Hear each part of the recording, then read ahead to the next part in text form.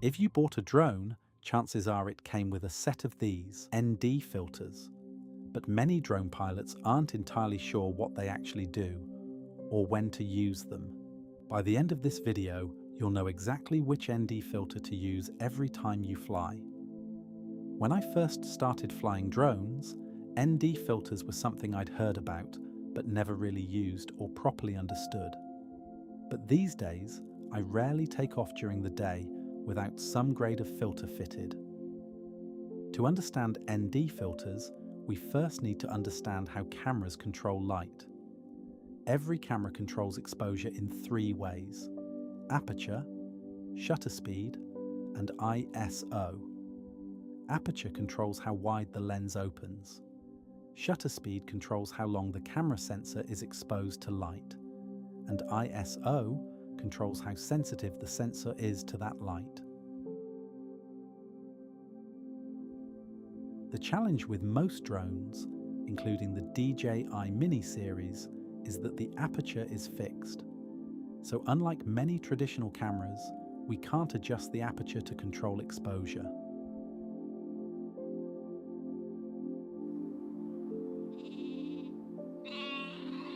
For cinematic footage, we also try to keep the shutter speed close to the 180-degree rule.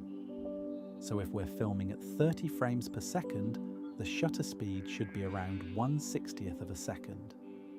This creates the natural motion blur that we're used to seeing in films.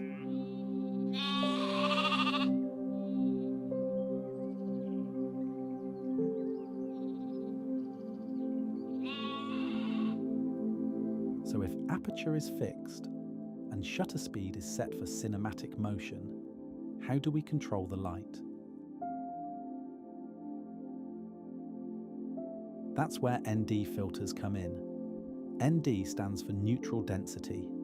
These filters simply reduce the amount of light entering the camera. The easiest way to think of them is like sunglasses for your drone camera. ND filters come in different strengths. An ND8 reduces the light slightly.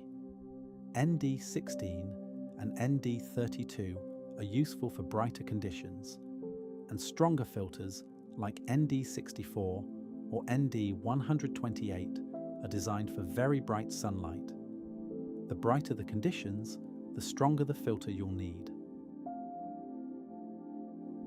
A simple rule of thumb is ND8 for cloudy conditions, ND16 or ND32 for normal sunny days, and ND64 or ND128 when the light is very bright.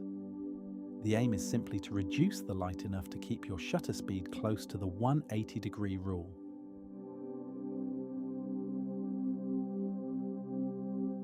One thing worth mentioning is that if you're flying very high, say 300 feet up, and moving slowly, there may be very little movement in the frame. In those situations, the shutter speed becomes less critical because there's very little motion to blur. But when there is movement in the frame, shutter speed makes a huge difference. Here's a quick comparison. This clip was filmed using an ND filter and a shutter speed close to the 180-degree rule. And this one was filmed without a filter, using a much faster shutter speed.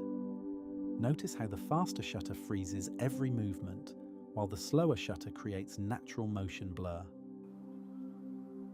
And that's exactly why ND filters are so useful. They allow us to control light while keeping shutter speed where we want it for cinematic motion.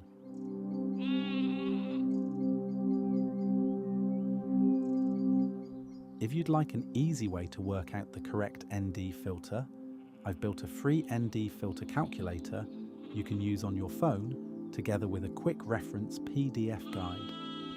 You'll find both at elevatedperspectives.co.uk